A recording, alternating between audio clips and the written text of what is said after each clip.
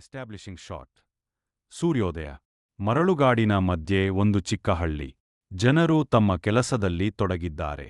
ಆಲಿ ಬಾಬಾ ಬಡ ಮರಕಡಿಯುವವನಾಗಿ ಕತ್ತೆಗಳನ್ನು ಬಾಬಾ ಮರ ಕಡಿಯುತ್ತಿರುವಾಗ ದೂರದಲ್ಲಿ ಕುದುರೆಗಳ ದೌಡು. ಧೂಳಿನ ಮಧ್ಯೆ 40 ಕಳ್ಳರು ಬರುತ್ತಾರೆ. ಆಲಿ ಬಾಬಾ ಮರದ ಮೇಲೆ ಹತ್ತಿ ಅಡಗಿಕೊಳ್ಳುತ್ತಾನೆ. ಕಳ್ಳರ ನಾಯಕ ಬಂಡೆಯ ಮುಂದೆ ನಿಂತು ಗರ್ಜಿಸುತ್ತಾನೆ, ಓಪನ್ ಸೆಸಮಿ. ಬಂಡೆ ಬಾಗಿಲಿನಂತೆ ತೆರೆದುಕೊಳ್ಳುತ್ತದೆ. ಸೀನ್ 3 ಗುಪ್ತ ಖಜಾನೆ. ಕಳ್ಳರು ಹೋದ ಮೇಲೆ ಆಲಿ ಬಾಬಾ ನಿಧಾನವಾಗಿ ಇಳಿದು ಬರುತ್ತಾನೆ. ಓಪನ್ ಸೆಸಮಿ. ಬಾಗಿಲು ತೆರೆದುಕೊಳ್ಳುತ್ತದೆ. ಒಳಗೆ ಚಿನ್ನ, ವಜ್ರ, ಬೆಳ್ಳಿ, ಅಮೂಲ್ಯ ಖಜಾನೆ. ಅವನ ಕಣ್ಣಲ್ಲಿ ಅನ್ನನಾದ ಕಾಸಿಂಗ್ಗೆ ವಿಷಯ ಗೊತ್ತಾಗುತ್ತದೆ. ಆಗ ಕಾಸಿಂಗ್ ದುರಾಸೆಯಿಂದ ಗುಹೆಗೆ ಹೋಗುತ್ತಾನೆ. ಆದರೆ ಹೊರಬರುವ ಮಂತ್ರ ಮರೆತು ಬಿಡುತ್ತಾನೆ. ಕಳ್ಳರು ಬಂದು ಅವನನ್ನು ಹಿಡಿದು ಕಳ್ಳರ ನಾಯಕ, ಈ ರಹಸ್ಯ ಯಾರಿಗೋ ಗೊತ್ತಾಗಿದೆ.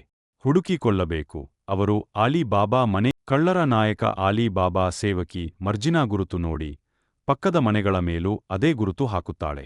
ರಾತ್ರಿ ಕಳ್ಳರ ನಾಯಕ ವ್ಯಾಪಾರಿಯಂತೆ ಬಂದು ಎಣ್ಣೆ ಕುಡಕೆಗಳನ್ನು ತರುತ್ತಾನೆ.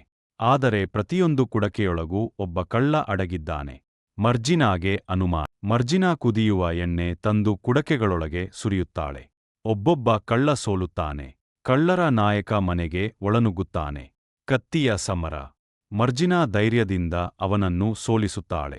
ಬೆಳಿಗ್ಗೆ ಆಲಿ ಬಾಬಾ ಮರ್ಜಿನಾಳಿಗೆ ಗೌರವ ಕೊಡುತ್ತಾನೆ.